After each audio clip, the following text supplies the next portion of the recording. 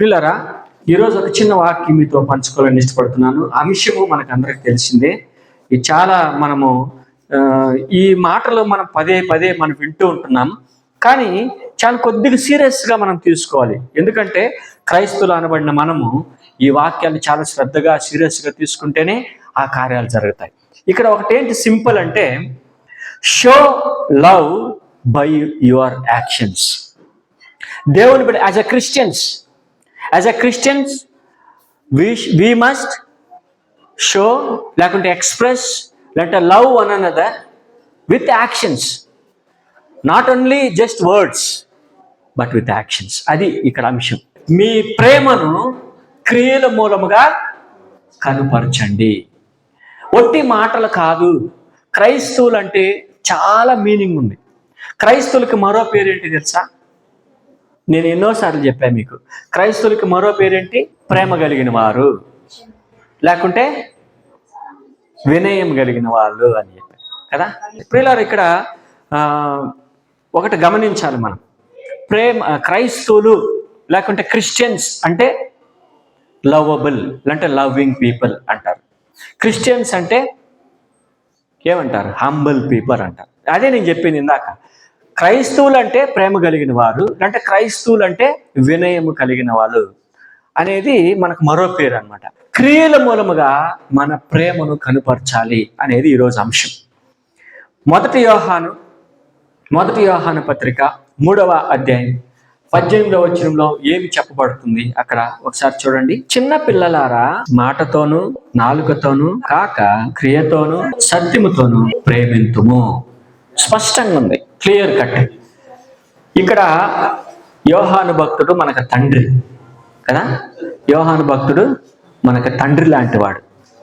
దేవుని శిష్యులందరూ, యేసుప్రభు శిష్యులందరూ కూడా మనకు పెద్దవారే కదా, తండ్రి లాంటి వాళ్ళే. అందుకే మనము యోహాను గారు, పేతురు గారు అని వాళ్ళని గౌరవంగా కూడా పిలుచుకుంటారు కొన్ని ప్రాంతాల్లో, వారిని గౌరవపూర్వకంగా. ఇప్పుడు యోహాను సంఘానికి ఒక పెద్దగా, ఒక తండ్రిగా ఆయన మనల్ని ఏమంటున్నాడు? చిన్నపిల్లలారా. చిన్నపిల్లలారా అంటే చిన్నపిల్లలకే చెప్పలేదు, ఇది సండే స్కూల్ పిల్లలకి చెప్పడం కాదు దాని ఉద్దేశం. మనం అర్థం చేసుకోవాలి. ఇక్కడ ఏముంది? ఇక్కడ గమనించాల్సిన విషయం ఏంటంటే, చిన్నపిల్లలు అంటే ఆయన మనల్ని ఏం చేస్తున్నాడంటే పిల్లలుగా భావించి ఆయన చెప్తున్న మాట, let us not love in word or talk. మనం మాట్లాడే మాటలను బట్టో, మన నోట నుండి వచ్చే మాట. ఇంగ్లీష్లో దానికి అర్థం అదే, వర్డ్ అండ్ టాక్. తెలుగులో ఏముంది? మాట, నాలుక ఉంది. మాట ఎక్కడి నుంచి వస్తుంది? నోట్లో నుంచే వస్తుంది. నోటిలో నాలుక ఉంటేనే మాటలు వస్తాయి. నోటిలో నాలుక లేకపోతే మాటలు వస్తాయా? మోగోలు అవుతాం. ఇక్కడ ఏముందంటే, మాటతోనూ నాలుకతోనూ కాక క్రియతోనూ సత్యముతోనూ ప్రేమింతుము. మనం అందరం ప్రేమిద్దాము అని అర్థం. ప్రియులారా, ఎంత చక్కగా ఉంది కదా ఈ మాట. ఈరోజు ఇక్కడ ఏం చెప్పబడుతుంది అంటే, మనము కేవలం మాటలతో మాత్రం కాదు, మనం మాట్లాడే మాటలో లేదంటే ఏదో మాటలను బట్టో మనం ప్రేమించకూడదు. మన స్నేహితులను కానీ, మన ఇరుగు పొరుగు వారిని కానీ, మన బంధువులను కానీ, మన రక్త సంబంధులను కానీ, ఎవరినైనా సరే మనం బయటకు వెళ్ళినప్పుడు మనం ఏం చేయాలా? కేవలం మాటల వల్ల కాకుండా క్రియ మూలంగా మనం ప్రేమించాలి.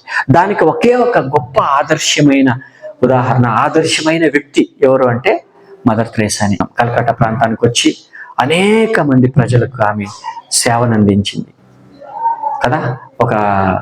ఆమె యొక్క ప్రేమ ఎలాగునిందంటే, ఆమె ఒక మాట నాకు అప్పుడప్పుడు చాలా ఇన్స్పైర్ అవుతుంది, అప్పుడప్పుడు నాకు ప్రేరేపణ కలుగుతుంటుంది ఆమె యొక్క మాటలు. I could win millions of children, లేకుంటే millions of people. I could win millions of children with a small mantra and that is love అనిందని. ఏమైందంటే, ఒక ప్రేమ అనే ఒక చిన్న మంత్రము ద్వారా, ప్రేమ కదా అనే ఒక మంత్రం ద్వారా వేల మంది లేకుంటే మిలియన్స్, లక్షల మంది పిల్లల్ని నేను రక్షించగలుగుతున్నాను కదా. నేను క్రీస్తు కొరకు వాళ్ళని గెలవగలుగుతున్నాను, వాళ్ళని సంపాదించగలుగుతున్నాను అని అర్థం. ఈరోజు మనము ఎంతమందికి క్రీస్తు ప్రేమని క్రియమూలకంగా మనం తెలియచేసి ఉంటున్నాం. క్రీస్తు ప్రేమను పొందుకున్న మనము ప్రేమ కలిగిన వారని మరొక పేరు కలిగిన మనం ఎంతవరకు ఇతరులను మనం ప్రేమించుంటున్నాం? కేవలం మాటతోనే సరిపెట్టుకున్నామా? కేవలం మన ప్రేమ మాటల వల్ల లేకుంటే మన కార్యాల వల్ల మాత్రమే, మన మాటలో లేకుంటే వాళ్ళని హెచ్చరించే దాన్ని బట్టి ఆలోచన బట్టి సరిపెట్టుకున్నామా? లేక నిజంగా క్రియ మూలంగా మనం ప్రేమించామా? ఒకసారి ప్రశ్న వేసుకోవాలి మనం. ఇక్కడ క్రియల మూలంగా ప్రేమించడం అనేది క్రైస్తవులకి చాలా ప్రాముఖ్యమైన కార్యం. క్రైస్తవులు అనబడే వారికి ఇక్కడ ఏమంటుందంటే ఈజ్ ఎసెన్షియల్ ఇన్ క్రిస్టియానిటీ. అంటే క్రైస్తవత్వంలో ఇది చాలా ప్రాముఖ్యమైనది, చాలా అవసరమైన కార్యం ఏంటంటే క్రియ మూలంగా మనం ఇతరులను ప్రేమించాలి.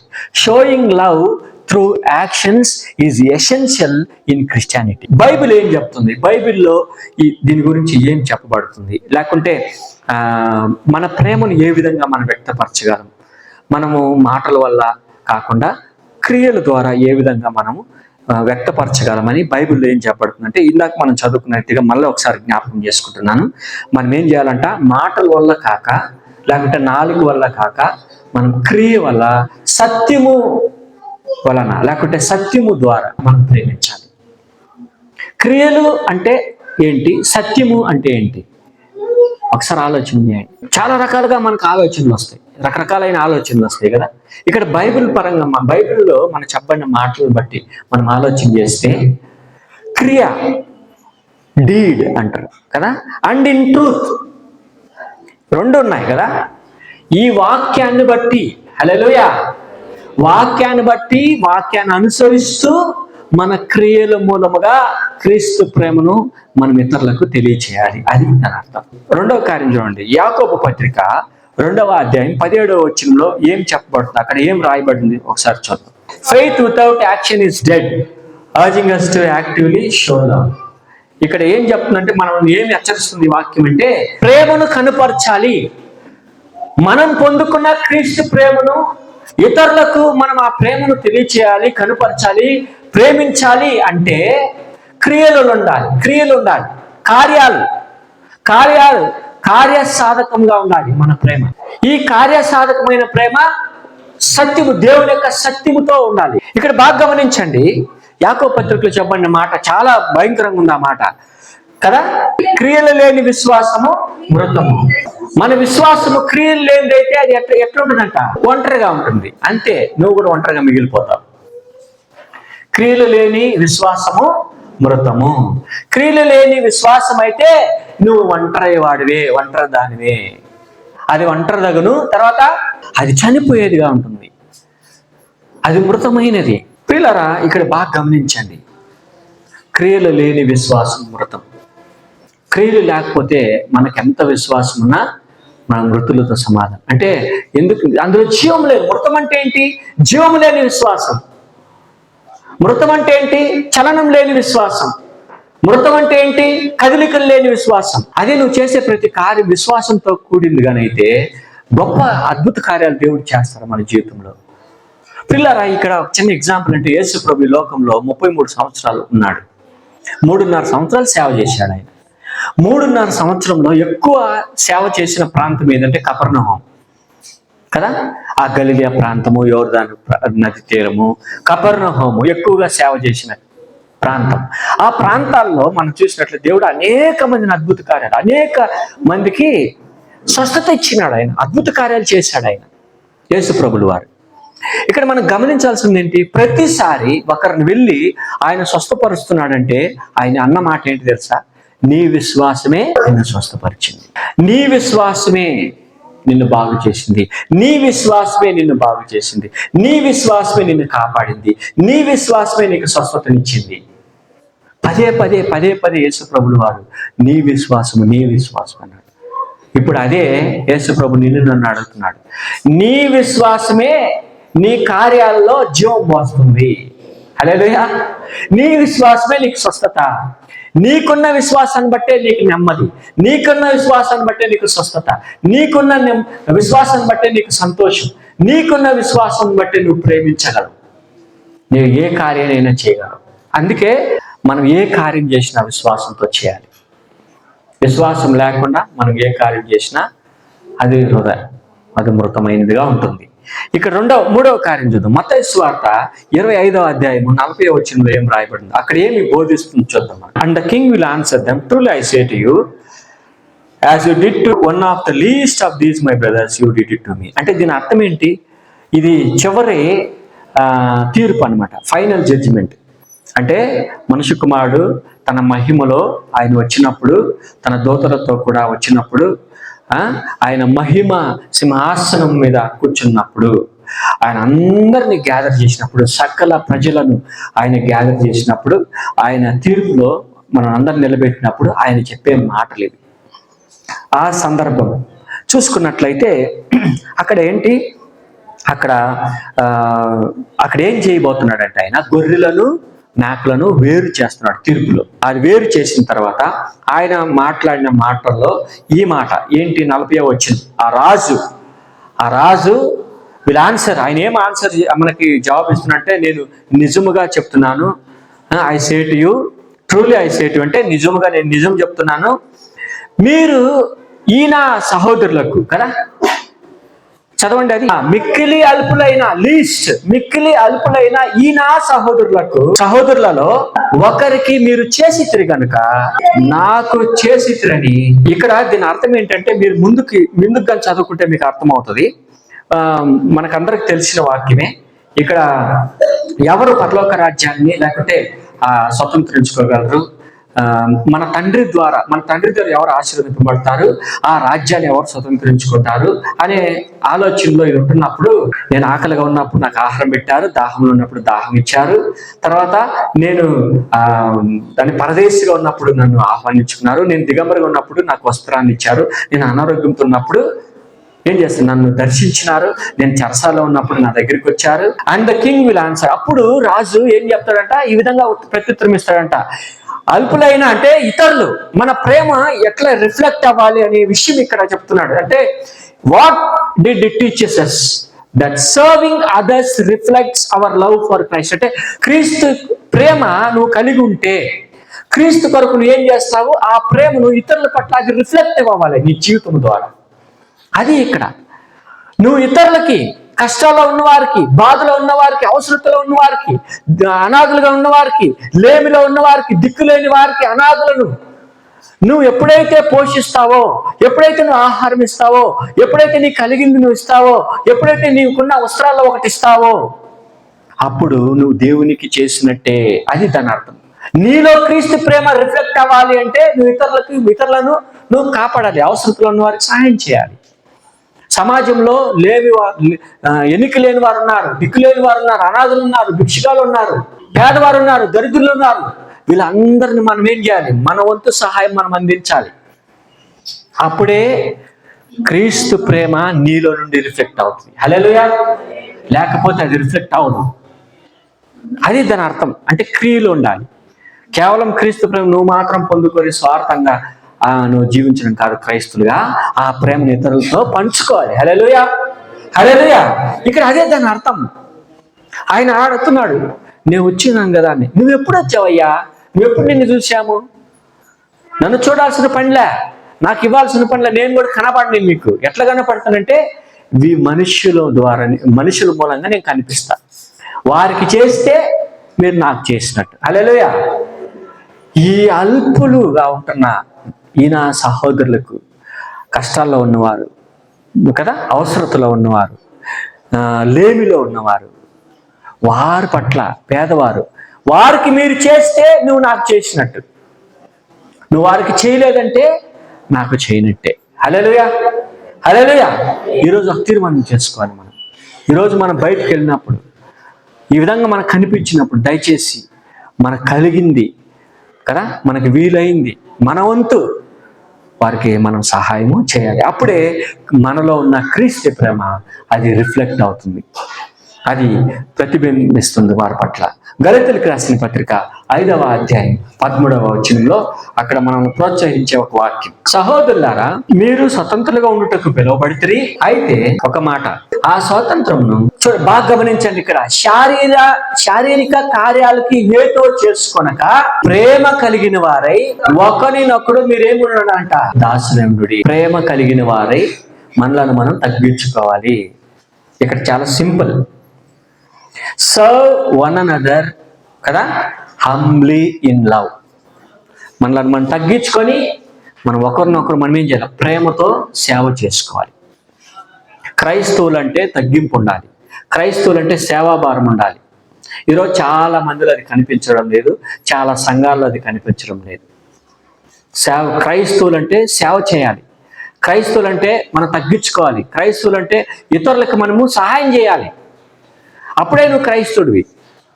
నేను క్రైస్తవుడిని BMW కార్లలో లేకుంటే ఇంకొక కారు బిల్డింగ్లు కట్టుకొని కదా సూటు పుట్టేసుకోవడం అంత మాత్రాన నువ్వు క్రైస్తవుడు కావు. నీకు సందర్భం వచ్చి సమయం వచ్చి నువ్వు కింద కూర్చోవాల్సి వస్తే కింద కూర్చోవాలి, లేకుంటే నువ్వు ఇతరులకి ఏమైనా వడ్డించాలి లేకపోతే ఏమైనా పరిచర్య చేయాలంటే చేయాలి, తప్పదు. అదే క్రైస్తవులు అంటే.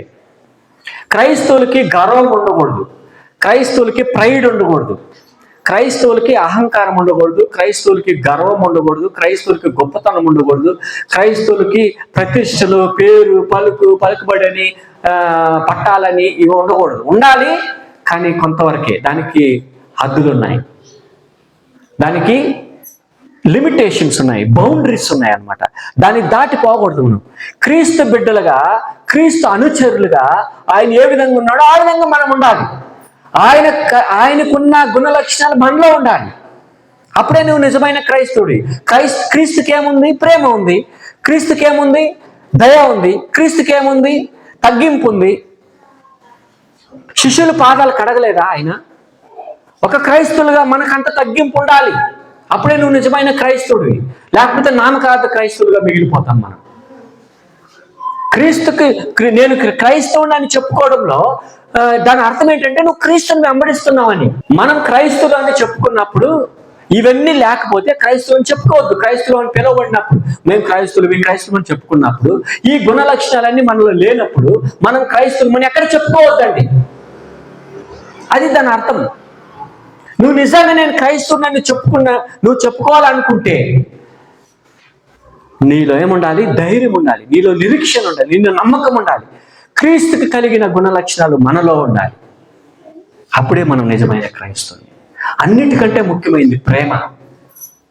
ఈ ప్రేమ కనపరిచే విషయంలో చాలా జాగ్రత్తగా మనం ఉండాలి. వాక్యం మూలంగా మనం ప్రేమించాలి, మనల్ని తగ్గించుకొని ప్రేమించాలి. అది ఇక్కడ దేవుడు మనల్ని ఎక్స్పెక్ట్ చేస్తున్నాడు. ఈ వాక్యం ఏం బోధిస్తుందంటే మనం ఏం చేయాలా? మనం ప్రేమించాలి. ఎట్లా ప్రేమించాలంటే ఒకరి పట్ల ఒకడు మనము ఆ దాసుని స్వభావం కలిగి, అంటే వినయము కలిగి, సహనము కలిగి మనము ప్రేమించాలి. హల్లెలూయా. రోమీయులకు రాసిన పత్రిక 13వ అధ్యాయం 10వ వచనం చదువుకొని మనం ముగించుకున్నాం ప్రియులారా. అక్కడ ఏం రాయబడిందో చూద్దాం. ప్రేమ నీ పొరుగు వానికి కూడా కీడు చేయకూడదు, కనుక ప్రేమ కలిగి ఉండుట ఆ ధర్మశాస్త్రమును నెరవేర్చుటయే. ఎంత స్పష్టంగా ఉందో చూడండి. ఇక్కడ హైలైట్ ఏమంటే that love fulfils God's law by doing no harm to others. నీ పొరుగు వారికి, ఇతరులకి కీడు చేయకుండా నువ్వు ప్రేమించాలి. నువ్వు ఆ విధంగా ప్రేమించినట్లయితే నువ్వు ధర్మశాస్త్రాన్ని నెరవేర్చినట్టు. ప్రేమైన వారులారా, మన పొరుగు వారి పట్ల మనం కీడు చేయకూడదు. నిజంగా క్రీస్తు ప్రేమ నీలో ఉంటే ఎవరికి కీడు తలపెట్టకూడదు, కీడు చేయకూడదు. ఇక చాలా స్పష్టంగా ఉంది ఇక్కడ ధర్మశాస్త్రాన్ని నువ్వు నెరవేర్చిన వారుగా ఉంటావు. ఎప్పుడు? కీడు చేయకుండా ప్రేమించినప్పుడు, కీడు తలపెట్టకుండా నువ్వు ప్రేమించినప్పుడు, చెడ్డ ఉద్దేశం నీలో లేనప్పుడు, చెడ్డ ఏదో మనసులో ఉంచుకొని ఒకటి నువ్వు చేస్తున్నావంటే అది కీడు తలపెట్టడమే కదా. అప్పుడు వేషధారణ కింద వస్తుందో హృదయంలో ఒక మాట, బయట ఒక మాట. అలా ఉండకూడదు. క్రైస్తవులు ఎలా ఉండాలంటే యథార్థంగా మనం ప్రేమించాలి. నువ్వు ఎప్పుడైతే కీడు తలపెట్టకుండా, అంటే కీడు చేయకుండా నువ్వు ఎప్పుడైతే ప్రేమిస్తావో అప్పుడు దేవుని యొక్క లేఖనాన్ని నెరవేర్చిన వారుగా ఉంటాము. హల్లెలూయా. లేఖనాల్లో ఏం రాయబడి ఉంది? నీ తండ్రి అయినా దేవుణ్ణి నీ పూర్ణ హృదయంతో, పూర్ణ ఆత్మతో, పూర్ణ మనస్సుతో నీవు ప్రేమించాలి, నీవు సేవించాలి అని ఉంది. ఆ ధర్మశాస్త్రాన్ని నెరవేర్చిన వారుగా ఉంటాం. హల్లెలూయా. యేసు ప్రభు ఏమన్నాడు? ఇదే గలతీ పత్రికలో ఏముందో తెలుసా?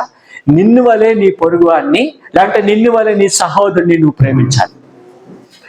ఈ ఆజ్ఞలన్నీ కూడా అందులో గుప్తమై ఉన్నది. ఏంటి అందులో? నిన్ను వలె నీ పొరుగు వారిని, లేకపోతే నిన్ను వలె నీ సహోదరుని ప్రేమించే విషయంలో గుప్తమై ఉన్నది.